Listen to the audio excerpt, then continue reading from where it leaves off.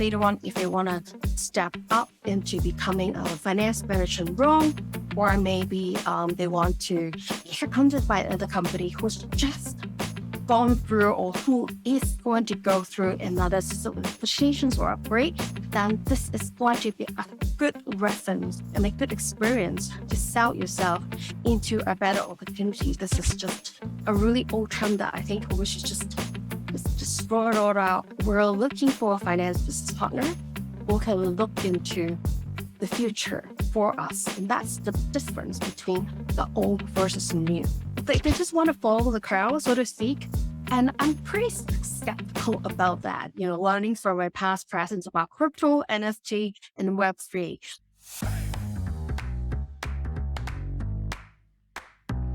Hello and welcome to Tech for Finance, where we help finance professionals leverage technology to level up their lives. I'm your host, Adam Shilton, and in this episode, we chatted with Angel Lam, founder of JumpUp.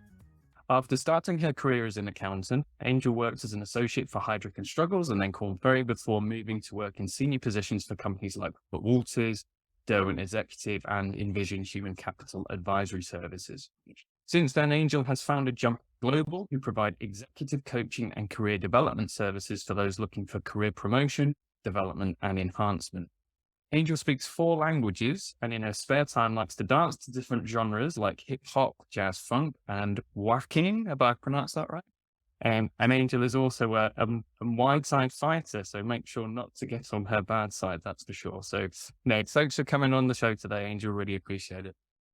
Thanks for having me here, Adam. Not a pleasure.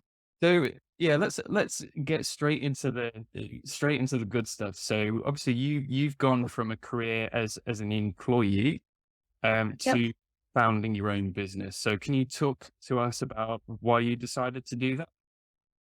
Well, it's actually have always my dream to have my own business. And I have never really felt right timing. I wanted to make sure that I have the structure, the resources. I know how the process and system works, given as nobody knows, actually, I am accountant by training. I just decided not to pursue the path because I wasn't good at it. So after almost 2 decades of corporate world, I've decided to venture out and into my own business. That's number 1. And number 2 is having worked in the recruitment industry, focusing in the finance sector. There are so many amazing finance professionals out there that I wish I can work and help and support. But unfortunately, there's one myth about the recruitment industry is that the job seekers are not our clients. Our clients are actually the company who are looking for particular positions and looking for a specific candidate to fill that particular position. So the amount of candidates that we will work and coach and groom, it's very limited. And that's one thing that inspired me to start JumpUp as a business, to work with all this aspiring finance professional. And there is the evolution of finance, which we're going to talk about it later, to become obviously up to date with what's happening in the finance world. But most importantly, be a cheerleader and also chaperoning the aspiration and also CFO journey by coaching and also by counseling and even for some of the resources, materials, and newsletter, etc. And this has always been my passion to grow anyone who is ambitious and aspire in their career. Very good. Thanks for that, Angel. So looking at your profile, you placed over 700 finance executives, which is, that's quite a lot of experience you've got there. And then you've obviously gone on to help them with their career progression. So when you look at when you place people, what qualities are you looking for? And I suppose that ties to your point about working for the client as well. So do you often get a brief from the client that says we're looking for this? And then how do you go about assessing the qualities of that individual? Okay. Let's start with the last 5 years the clients are looking for. Because if you compare to like 10 years ago, the requirements are completely different. The last 5 years, because we have the pandemic, obviously, we are still kind of like steering what we should do. We're also, obviously having a lot of challenges with the business, with the economy. There's also recession happening in a certain different parts of the countries. So currently, the clients are looking for specifically from finance is beyond just a report and numbers to generate. Versus 10 years or 20 years ago, if you can submit a very numbers accurate report, they're fine. Or consolidations, they're good at without system, they're fine. But at this moment, what they're looking for definitely is the commercial acumen. Number two is communication and presentation skills, because they are actually relying the finance professional to interpret the numbers and then explaining to non-finance professional. And that includes business coders and management team. And a lot of them just purely focusing on the big picture, and some of them are not financially trained. So that particular skill set on translating finance lingo into business lingo, but also at the same time having the curiosity, not just by producing numbers report, but interpreting the reports and how that is going to affect the business and presenting it to make an impact and also the power to influence. That is the kind of soft skills that clients are looking at. And it's becoming increasingly important and an emphasis for the last 2 to 3 years. And we're hearing more and more about this. It's the how does that department bridge the gap between other departments? So you're absolutely right. I mean, it goes without saying that businesses are looking for individuals with, good number skills and those hard skills, to produce the reports and to produce all of that sort of stuff. But yeah, as I say, more and more we're finding that businesses need almost a translator. What does this mean to us? Yes. So it's interesting to see how those roles are developing into more of that business partnering space. And I know you spoke to Anders, obviously, at the Business Partner Institute. So I'm sure you've had all of these conversations before. So that's great. And for those that I think are, the old flaw, or I want to say old flaw, but the previous impression for finance, it's accountants. You look at the past or maybe a max present information of the business. But at this moment, and also in the future, we're looking the finance professional, and we wouldn't even call them like accountants anymore. This is just a really old term that I think we should just throw it out, and like it's just an old term that we should just not use it. We're looking for a finance business partner who can look into the future for us, a forward-looking mindset and a business partnership. And that's the difference between the old versus the new. The old accountants or finance professionals focus on the past and present. As long as the data is quick and specific and spot on and on time, they're doing their job. But at this moment in time, they are not looking for that, because these transactional works are slowly replacing by AI and LPA, as where everybody has been speaking about. And there's a lot of my clients in the FTSEs and Fortune 500 companies that have already started these transformational projects. So the value of the finance professional is definitely going to be more forward and future looking. Thanks, Angel. And I suppose that ties to another question we have around tech skills. So, you've quite rightly said there, finance now need to act as translators. They need to work as partners. They need to bridge the gap between different departments. How Yeah. important are tech skills alongside that? So you've mentioned data, Mhm. data and analytics. Are businesses looking for finance professionals that have got experience with business intelligence tools? Are businesses looking for finance professionals that have knowledge of certain ERP or base finance systems? How much more of that Yeah. in the work with clients at the moment? Yeah, absolutely. Technical skills, um, it's super, super important, especially in a certain industry sector. Especially, for example, manufacturing, because they're constantly upgrading with the ERP system. And the majority of the clients, as far as I understand, it's SAP, but also there are other systems that has transformed exponentially. That some of these clients are starting to switch from SAP to other system because of cost reasons and also because of functional reasons, right? And you have the system side, the IT side, um, group who are very strong with the technical configurations, but they might not know the finance modules. For example, let's get a little bit technical here. We have the FI, we have the MM, we have the SD modules, for example. So the finance professionals is the user, right?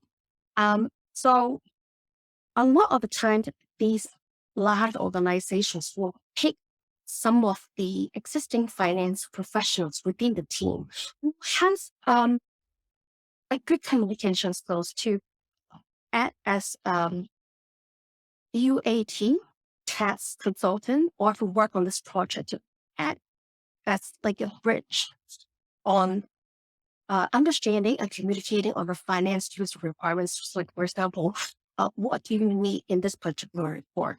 What are the main um, what are the main sectors or outcomes or a lot of like little intrinsic things that you will need to talk to the IT person.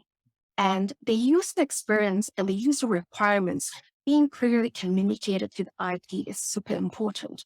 If that communication bridge has never happened or it's not being clearly communicated, there's really no point in really upgrading or transforming or even changing your system. Because I've actually have experienced this before. I have previously worked with a company ages ago that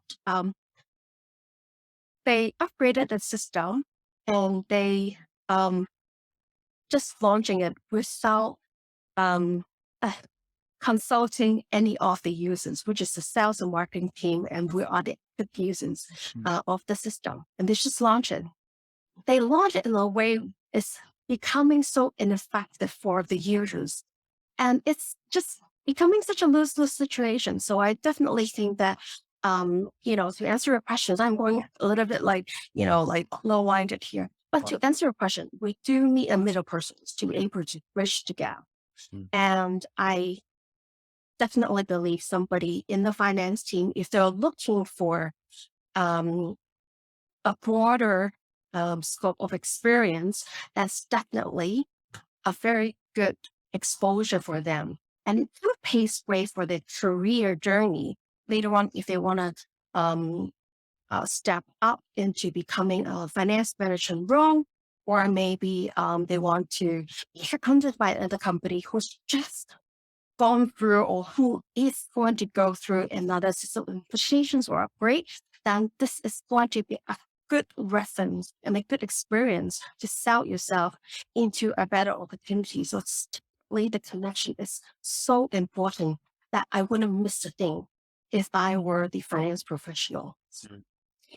And coming back to your point that you mentioned earlier about, and obviously I appreciate you've got you've got experience with some quite large companies. So obviously there was reference to SAP there and some of those larger enterprise applications. But I think you're right. Many companies are looking to move away from some legacy applications if they've been in place for, however many years. AS400. Yeah, absolutely. Yeah. I used to, I did the S like 1, 2, 1, 2, and it goes, yeah, but Yeah. yes. So so we're seeing more of that. And of course, that there are more options now. And, Sure. with more and more true cloud solutions coming along the way, less reliance on IT and physical infrastructure. So Yeah. there's kind of two thoughts that I have along those lines is, Mm. one, are we seeing a bit of a reduction in the size of IT teams if more of these solutions are offering that infrastructure and that sort of plug and play approach? Yeah. So coming back to your point there about finance taking more ownership over IT, is there likely to be less reliance on IT? And I think there could be, right? So that's just one thought. Mm. But the second thought where you sort of were talking about where it's nice to have experience with these sorts of technologies and being able to translate and make sure that these solutions are tested and so on and so forth. Is there an argument to say that if you've not got experience with software implementations, that it's probably good to try and find some experience with software implementations so that you've got that? Mm. Or even if you can't find experience with a company where they're changing systems, maybe you can do your own research and training on the systems that are out there. So when it comes to the point of applying for a role, you can say Yeah. quite honestly, look, I've only got experience implementing this system, but actually I've done, this course, and I've got this training or this research knowledge from these other systems. Do you think that sort of approach might help? Yeah. This is definitely a valid question. Over the course of my 20 plus year in recruitment, and I have been asked by clients to work on a number of finance transformation project, or what we call like finance system analysis related positions. And the questions I always ask my clients is, oh, well, once you've done with that transformation project, then what would that person do? Like, would they be made redundant, or you told them that it's going to take 1 to 2 years. So I wanted to use this as an example, right? So I have an Apple phone, and I don't know if you're an Android or Apple user. But I think the frequency of Apple prompting you to just get an update, and if you don't, just ignore it. They just keep prompting, and for part you just get so annoyed. Okay, fine, just update it. And I think that's the same with finance system or any other ERP, CRM system. It's constantly changing, and it's constantly perfecting. There could be bugs, or there could be some minor issues, but it's an ongoing process that is never going to end. So to answer your questions, and I think it's ready. It's constantly forcing us to upgrade the software. Then the rest of the other software company, it's going to be the same. It's to constantly perfecting. And I also remember when I was working in the technology sector at Korn Ferry, when I first started in recruitment or such. I remember working in the server room where there was like companies like EMC, they have drives and all of that. And little did I know that like 10 to 12 years later, it's coming cloud. And it's like I wouldn't know, right? So I think technology is constantly surprising us and evolving to a sense where um, there's never going to be eliminations or jobs, but it's more like whether we can keep up. So one. Yeah. Number two, on the finance side, yes, I agree with you. If there is any upgrade, transformation, IT related projects going on within your organization, do raise your hand because, like I said, technology is constantly evolving. And then if you do have that type of project management experience, it's going to definitely set you apart, not only within the organization, but also externally. If you, let's say on LinkedIn, if you talk about the particular project that you work on, you are actually will be spotted by headhunters because we are on LinkedIn like 24/7 and we'll search for keywords. It's like business transformation, of finance, system analyst, and that could also be your own personal branding as well. So I wouldn't see this being a short-term thing. I would definitely see this being a perpetual thing. Mm. It's never going to end, Mm. to be honest with you. And to come back to your point there about raising your hand so that you can start building that into your profile, your Yeah. CV, and all of that sort of stuff. People still aren't using enough of the skills on LinkedIn. I find them really All useful. right. And for people that don't know that don't use LinkedIn, but very often, when you go into your experience and your job history, you've now got the ability to add skills for past Yeah. and present roles. And from a keyword searchability point of view, and I know you probably do it when you're searching online, Yeah. you'll look for Yeah. those key skills.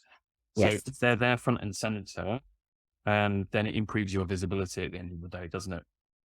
Yeah. My advice is to keep your skills section, which is preset by LinkedIn, and the maximum I would recommend it's around 10 to 15. So for example, if you have around 15-year experience, um, if you add big four experience in your skill sets, is it relevant?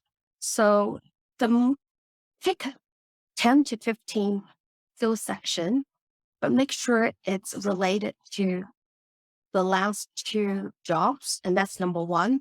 And also another one that you have to think forward and say, okay, if one day, someday that I want to change jobs, or if I want to be spotted by a headhunter or by an internal recruiter from, another organization, said, okay, what are the skill sets that they are going to search? And what are the jobs that I want to take on? So make sure that you include that particular skill sets in your LinkedIn profile. And also make sure that you can back yourself up with putting your skill sets with actual practical experience, project experience. So yes, we do keyword search and also we do skill set search. Keyword search, I wouldn't usually recommend unless it's if we're looking very, very, very specific requirements, like, I'm looking for somebody who speaks 5 languages and who knows Oracle, SAP, Sage, and Salesforce, so forth, then I would use keyword. But with skill sets session, it's good enough, and it should generate. And one thing that I would want to tell finance professionals, I know that a lot of them tells me they do look at LinkedIn. They're more sort of like just working or maybe just receiving informations. I think it's part of the personality. Um, I think a lot of finance are introverts. They might not like to interact like the social media and laughing type. But if you do interact, and also if you um have a, a big personal branding on LinkedIn profile, uh, pro tip from a recruiter's point of view, it's you have an all-star LinkedIn profile. When we actually do a recruiter search based on our criteria, if you have an active all-star LinkedIn profile, regardless of how many numbers of the search result, you will always end up to be the top 30 candidate on our search results. So that is actually benefits that to the finance to the finance professionals. You might not be looking for a job right now, but you still wanted to have a personal brand and also to create a presence because you would never know what's going to happen tomorrow. So that's a little bit pro tip or maybe some secret from a recruiter's point of view. And there's been a lot of discussion around personal branding, especially with a lot of connections I have that have got various passion projects and side hustles. But there is a misconception that a personal brand doesn't have to be external to your job. So you can develop a personal brand internally, especially if you work for a big company, right? So even if you've got no ambition to move jobs, prove your visibility, whether it's to get a promotion or something like that. So it never hurts to be known as the go-to person for something. Yeah. And your brand and your skill set. So even internally, if somebody's looking, for help with a project or for the next opportunity, then, if you have that brand and that visibility internally, then it's only going to help you, I couldn't agree more. I couldn't agree more. So oftentimes that finance has taken out different types of project and they just kind of like keep it to themselves. And even comes appraisal time, they were just like, oh, I did this and did that. And they never really know how to negotiate or bargain for some reasons. But, for example, if you have worked on this business transformations or digital transformation project, hey, share your experience with your finance teammate and especially with international organizations. You can share it with colleagues all across the world. Like they have finance department in Asia Pacific, they have in Europe, and you can just share it. And you might even conduct like a quite a Zoom session just to share about experience. And I have seen some people done it as say they did like a mini training and share, oh, if anyone, who's like interested in business digital transformation process, these are the things that you will be able to learn. These are things you can pick up. And if you come across these type of challenges, then, this is something that you can work on. And, then you will actually be the go-to person on this particular idea. And maybe, for example, like if you're looking to say you have just recently taken a finance storytelling course, right? And you have just done an incredible finance presentations in front of the management team. And everybody's like, oh, good job, good job. And most of the humble finance professionals, they're just like, okay, it's nothing. But hey, you can just, raise your hand and it's like, hey, I've just done this and I'm very, very fortunate to have the opportunity to learn finance storytelling. And I would like to open a workshop for our finance colleagues around the world. If you guys are interested, please do sign up. And this is also internal personal branding. And people will start noticing you, not only just by finance, but hey, you never know. It could be like a CEO or in-country CEO or, like different functions. I've seen CFO or finance professional that get transferred to different functions like sales or supply chain, commercial finance. Just seize the opportunities whenever that you have, whether that's internally. And you're right. Yeah, I absolutely agree with you. Internally or externally. But again, it's now we come to the stage where finance is also a sales role. I think any role is a sales role. There's a sales element into it. In order to progress in your career, that you really need to kind of just really take a leap of faith and just do it. Else it doesn't matter.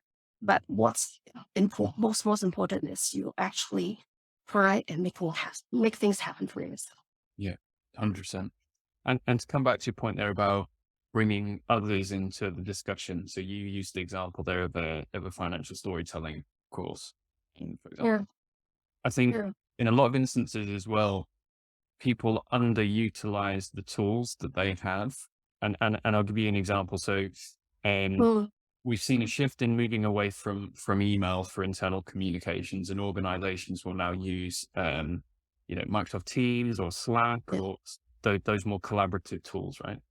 Mm, Um, and they're the sort of tools that I think companies can be leveraging better. So let's say, I've done a financial storytelling course, and I've got mm, some notes. Maybe I want to record a few of my own videos on the key takeaways that I've got. So I use something like a Loom or a yeah. Vidyard or something like that. Why don't I create a Teams or a Slack channel? Why don't I put that information in there? Why don't I share those resources and then invite people into that channel? Absolutely. And Absolutely. of course, if you do work for a larger organization and there is governance around the creation of these groups, then of course you're going to Yeah. need, permission from IT and the various departments. But if you can build that almost internal community within your organization, you can grow that. Then again, you're building more and more influence, Mm, using tools that aren't too intrusive. So you're not sending people, 5 or 6 emails, every week saying, oh, look how amazing I am and all that sort of thing. You're just building that conversation. You're sharing valuable insight, right? And so yeah.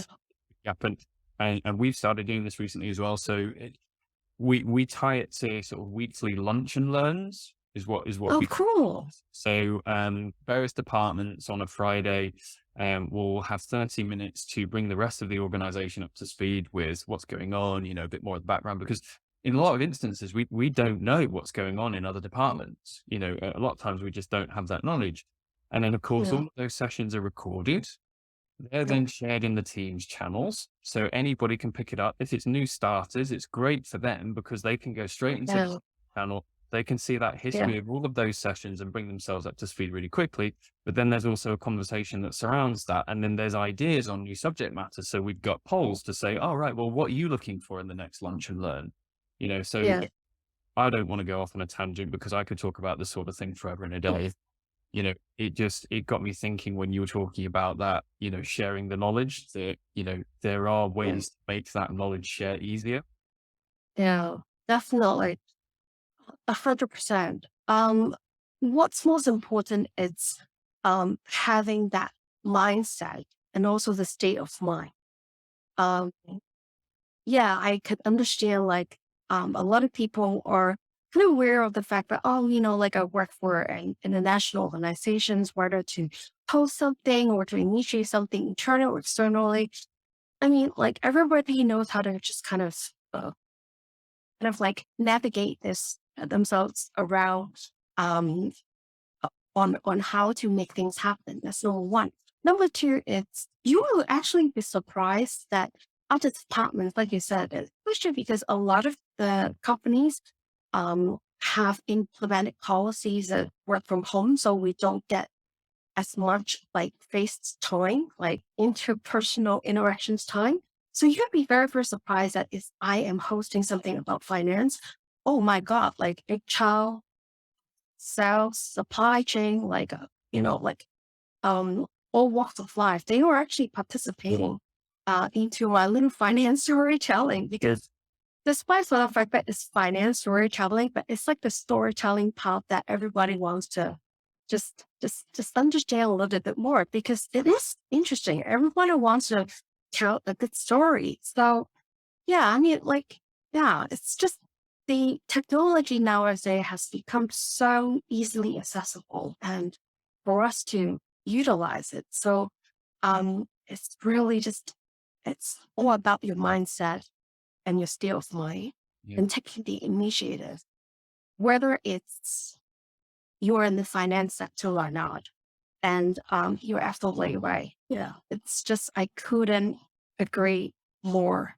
It's That's like it's just manifest and, if people see you doing it and then, oh, wow, that's cool. Then I'm in supply chain, then I can, you know, maybe learn something about supply chain management. And then as finance, I also want to learn about supply chain management and inventory management because, hey, if there's a backlog or like, supplier, and then it could cost, like some companies money. So you will be amazed by how many different departments that would love to absorb information from each other. Mm. So that's a fantastic idea. And Yeah. to come back to your point there about the shift in working style, so more companies having working from home policies. Yeah. Have you spent any time in the metaverse? Have you looked into this yet? Um, Very interesting.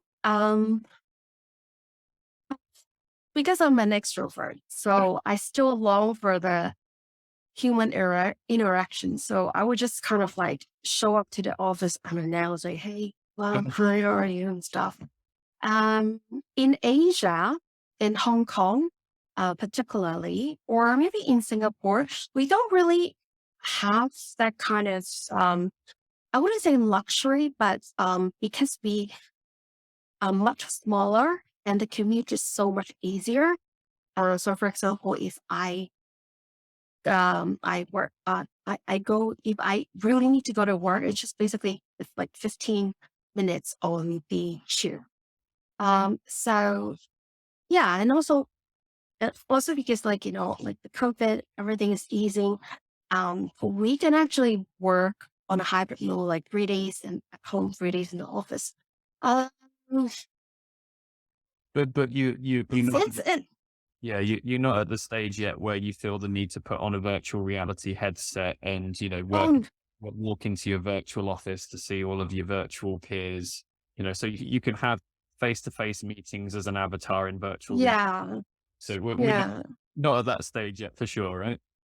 yeah, definitely. I mean, I kind of, in a way, I kind of appreciate um the um Well, people getting so used to like, hey, if you can't make it, or like we have different times, so let's do Zoom or Google Meets.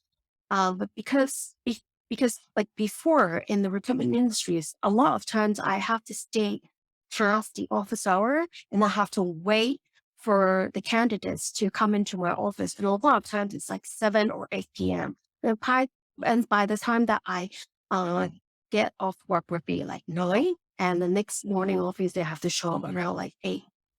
But now that's all changed. So that's also good thing. We get the flexibilities. Um, I think it's still going to be the future. But I hope that this would not be the only thing that people would rely on just for like no personal interaction. And like you said, like, wearing that big Google's like, like it gets me a headache because it's just too heavy, right? Virtual reality. Just reminds me of so many episodes. I don't know whether you've watched Black Mirror. It's just kind of like reminds me a little bit of that, and I just don't want to go too far. I just really hope that like we still have a little bit of human interactions, just probably because what I do for a living is very much human related. Yeah. Let's see. It's just my wishful thinking. Yeah. I'm like 60% pro human interactions, in fact 40% pro technology and maybe virtual reality, but Yeah. hopefully we can find a balance in the future. But you've got to pick your mediums, haven't you? What is the best form of communication? What is the most efficient form of communication at this moment in time? Is there going to be a lot of value in face to face? Do we need to do that? Is it just a quick catch up? Whereby we're just Yeah.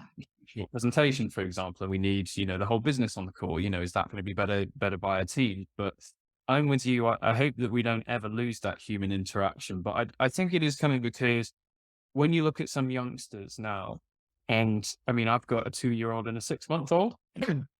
Oh wow. Okay. Very old. 2-year-old, he's always got his head in his iPad, right? And Same. we've got to sort of think about limiting screen time and all that sort of thing. But we are now Yeah. finding that there's a generation of youngsters that are more into VR, that are more into screen time. And Yeah. I think that we are potentially breeding a new generation of introverts that will be more than happy just to sit at the other end of a screen. And it's going to be interesting to see the way that the job market changes, because with the advent of AI and some of these other technologies that we've been mentioning, there's going to be more requirement for coders and systems Yeah. experts than there is for some of the more traditional functions that we're seeing today. So Mm. can I see a future where, you go into your pod at home, and you've got your screen in front of you and you've got your VR sort of surrounding you, do we just have entirely virtual experiences when we go to work? I don't know how it's going to evolve. I'm very interested to see how it's going to I evolve. wish I have like crystal ball because I have teenager. My daughter is 11-year-old, and so interesting. Like whenever I see her hang out with her friends at a restaurant, they're not really talking to each other. It's super duper funny. It's like everyone is holding the iPhone. They're actually on Discord chatting with each other on Discord, and it's just the craziest thing. Like you guys are literally together in a physical environment. Why can't you just talk to each other? Yeah, Oh, but and then there's always because like I want to talk to person A without person B knowing, and then I want to also talk to person B without person C knowing. I'm like, yeah, yeah. I, exactly. You were saying that we're just creating like a breed where that they're supposed to be extrovert, but they are just so used to like not being confrontative. Would I say the word or just like just interact enough. Like they don't really need to interact. There's no necessarily to interact. And this is something that I wish I have the crystal ball. Yeah, something's gonna change. I hope, that's like a savior. It's like, hey, this is not the way to go. And, the Gen Z is creating a new world that's completely disrupting. And, we're definitely not moving to Mars and stuff like that, like and then maybe we can just do like 360 revolutions or whatnot. And but um, like I wasn't I didn't grow up like this. So it's really funny to see like whenever I see like youngster on Instagram and they posting stories, definitely, oh my God, like they're on camping, they're on having dinner, they're even going to like karaoke or whatever. They are on their phone. I'm like, and even then when they go to concert, like they're not enjoying the concert. They're videoing the performance of the concert. and, and, You and know, like and you guys have more of a battle over your way, the likes of Hong Kong and Singapore, because technology has just mm. loaded over there, hasn't it? You've Oh got yeah. We all your actually tech. and we're like our internet speed. It's probably the number third in the world. Number one is South Korea, Yeah, and it's just like it's everything becomes so easy. So it's mad, isn't it? No. it's Well, we'll have to see see. how it goes there. But the last question that I've got, and then obviously feel free to tell people where they can find more about you. And it Yeah. relates to, so I might add in a bonus question, and it relates. So I've got two questions, right? So the first relates to a recent LinkedIn post that you Mm. out about ChatGPT. And I just remember, could not ask you about. Right. Thanks. But by the time that this podcast comes out, which will be a few weeks time, so probably, I'm guessing about mid-Feb, and I'm hoping the whole shtick around ChatGPT is quieting down a little bit, because we're absolutely inundated with it at the moment. But you've got a slightly alternative view on ChatGPT, haven't you? So do you just want to talk us through the reason for the post, what the theory was, and why you're pushing back a little bit? I think okay. Um I have fallen into the not trap, but like frenzy of crypto and Web3 2 years ago, maybe. Yeah. And everybody was talking about it. It wasn't just LinkedIn. It was just basically like Bloomberg and all the social media and even NFT, right? I was just like, oh, oh my God, I'm missing out. Like I couldn't log on to OpenSeas. Oh my God, like I'm missing out. I'm missing out. And look what happened today, right? That's number one. So just because something is new and it's being completely super duper hyped up, and I always think that either it's because like people is FOMO or it's because uh, they just kind of just don't, they just want to follow the crowd, so to speak. And I'm pretty skeptical about that, learning from my past presence about crypto, NFT, and Web3. I even joined like a Chinese NFT club. Then luckily I really didn't go to any of those like auctions or whatever. Yeah. But I did, yeah, it was just like so now I'm becoming a little bit more cautious. Like, hey, I know that everybody's talking about it, but it was just started last year in November. We're talking too much about it, isn't it? And on the contrary, we have been talking about the evolution of finance for the last, like 3 years at least. We have been talking about, hey, finance people, get up and talk to your finance business partner, take them out for a coffee and lunch. They're still scared. I'm not kidding. That's number one. This is the finance. This is the priority. Number two, it's we have been talking about, hey, you need to be commercially astute finance people. Stop generating consolidations report and reports that nobody will understand nor read. These are the priorities. So I know that I was a little bit too strong with like my headings, but I kind of really want to make a point. It's like, yeah, that's like every month, every minute, there's gonna be something new and new, like uh new invention that is going to arise. But you have to really look into your own pathway and look at what's most important to you. I think, at this particular age, you should know what you want about your career. So instead of um, distracting your time into something that is, something that you're not familiar with, it's the new year. How come you refocus on something that we've always been talking on? And for sure, you know that this is um, beneficial to your career. So how about we just start working on them first? And if you later on, interested in chat GPT, go ahead. If Yeah. you're still interested in NFT, go ahead. No worries. So you've got to understand that, hey, we're still recovering from the pandemic. And it could be career, it could be finance, it could be family, it could be your mental well-being. So let's stay focused. So that was actually my point. Yeah. So yeah, and that was this guy saying that never say never. And I'm like, yeah, let's see about that. So I agree with you, for the most part. Yeah, I think that people can get too consumed by trends, and I think have really good filters to be able to say, what am I going to latch onto and what am I not going to latch onto? And with all of the publicity, it's almost as if, the general sentiment is ChatGPT can be used for everything. It's going to revolutionize your life. In some areas, yes. In some areas, no. So for example, Google are seeing it as a pretty big threat because it's changing the way that people search, because they don't need to create 10 or 11 web pages. They can just ask ChatGPT and get reasonably accurate data.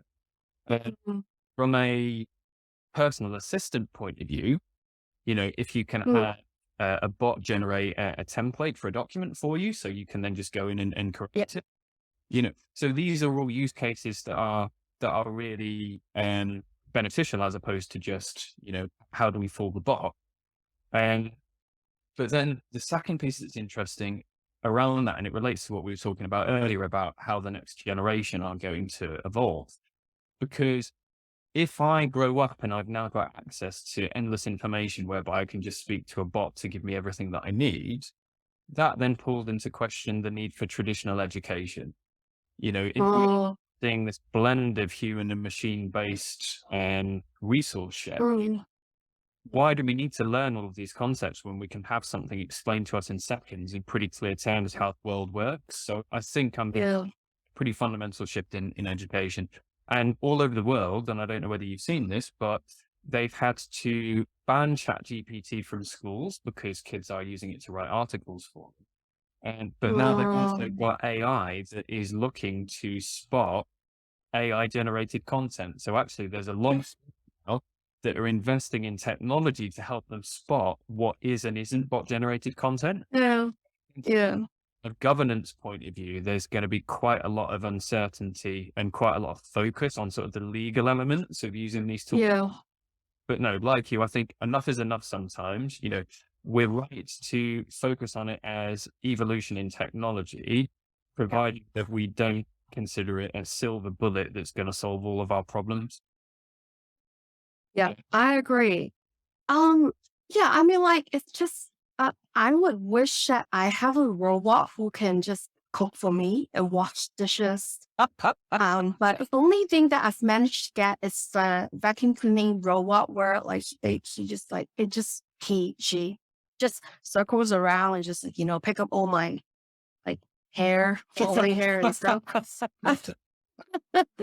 um, yeah, I mean, definitely, it definitely helps life a lot more efficient and better. But to completely 120% rely on it, and he just kind of becomes lazy. But not only that, we're this is something that I truly worry about. Is the next generation. Then, if you truly become 120% reliant on this, then where is your creativity? And also where's your motivation to learn if you get everything done from you?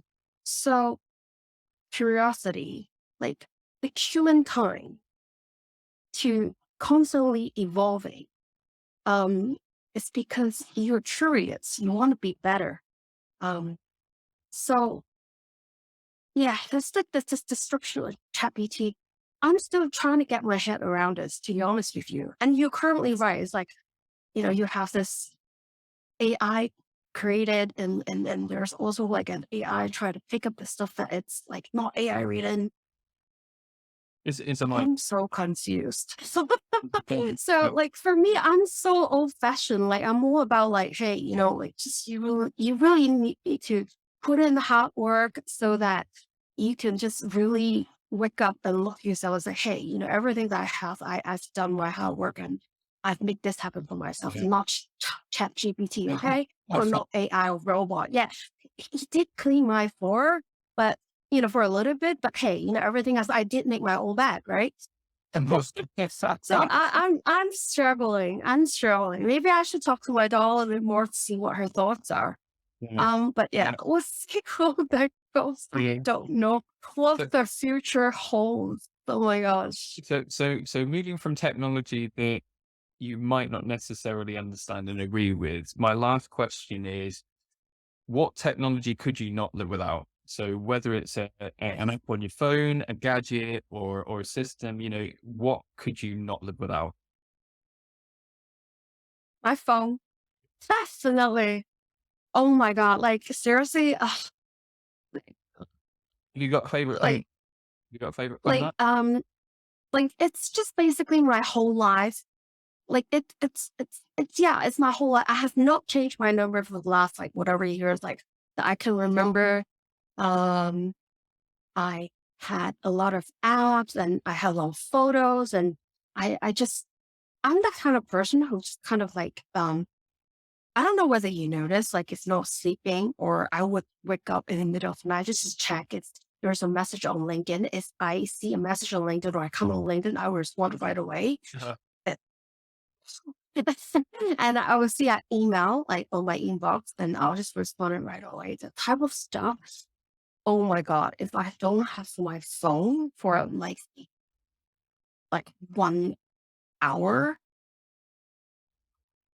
I don't know. I can't survive. I can't live without you. Yeah, definitely my you, Apple you might have phone.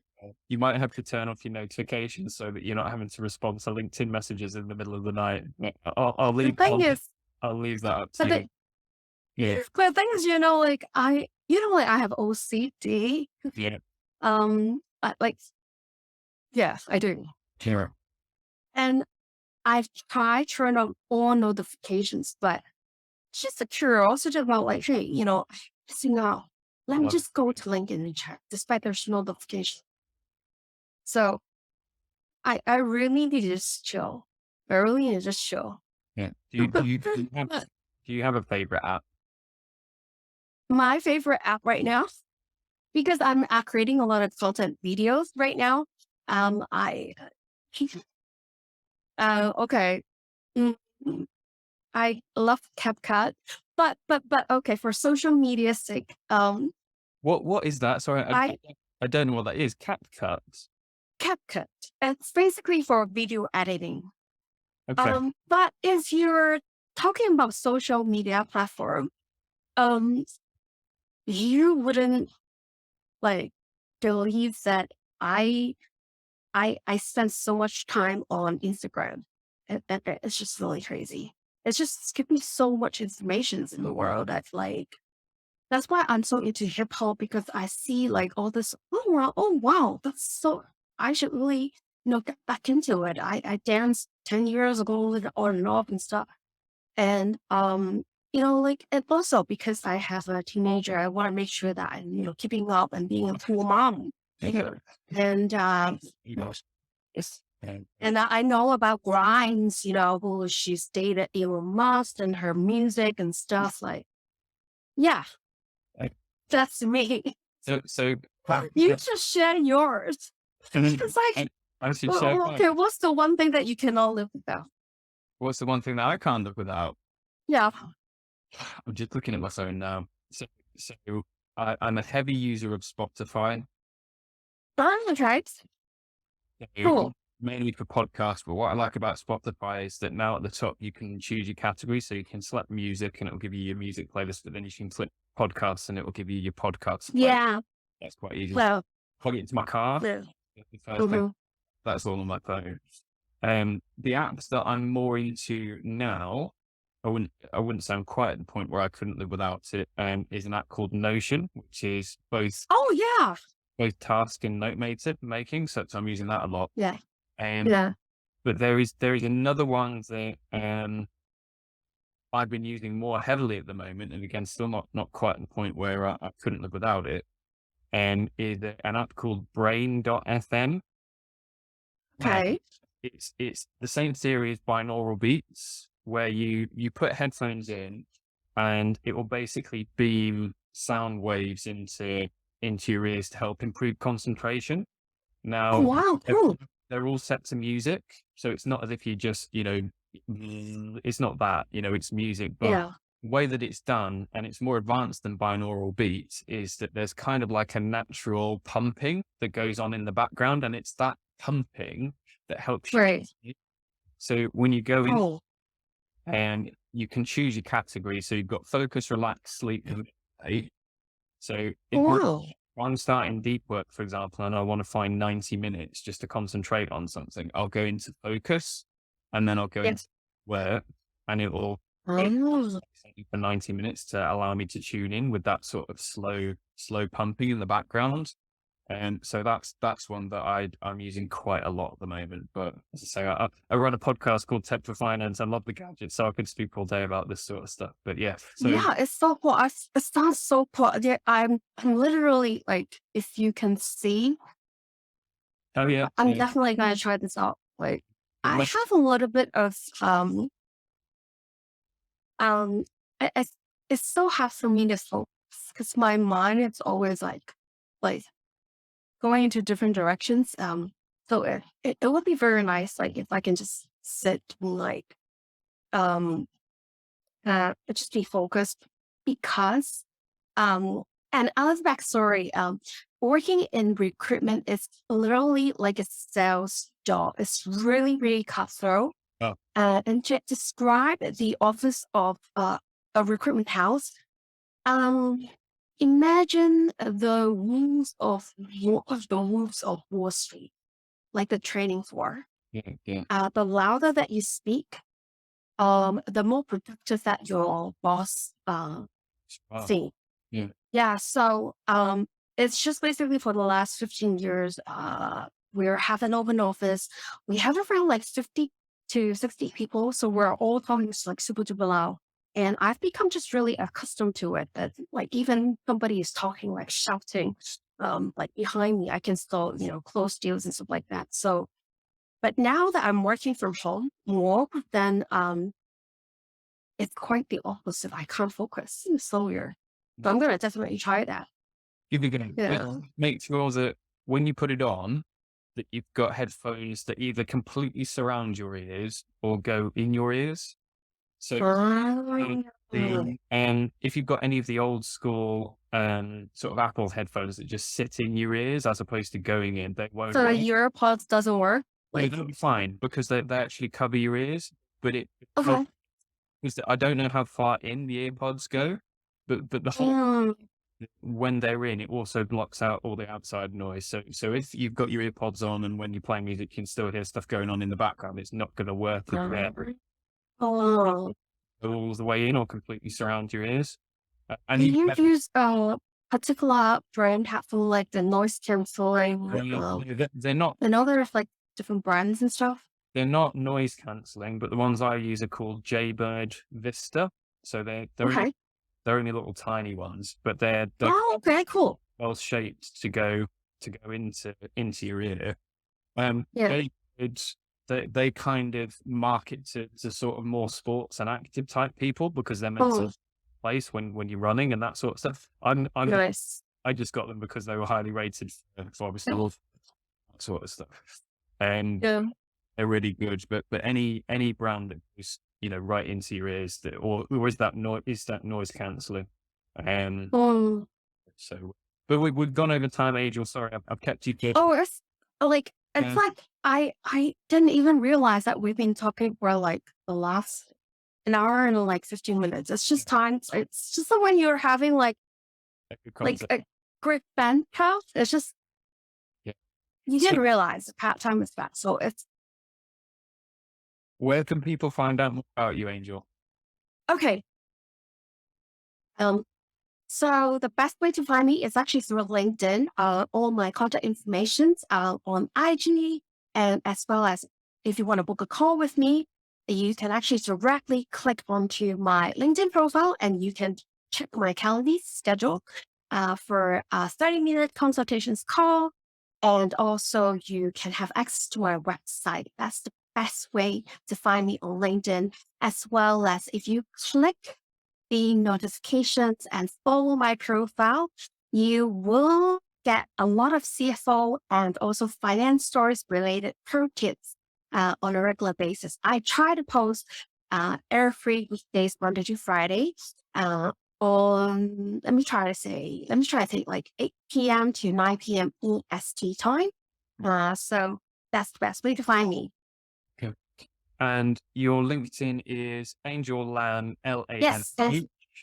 So and Angel Lang coach. yep. And And that's it. then JumpUp Global is jumpup-global.com. Exactly. Very good. All right, Angel. Absolutely.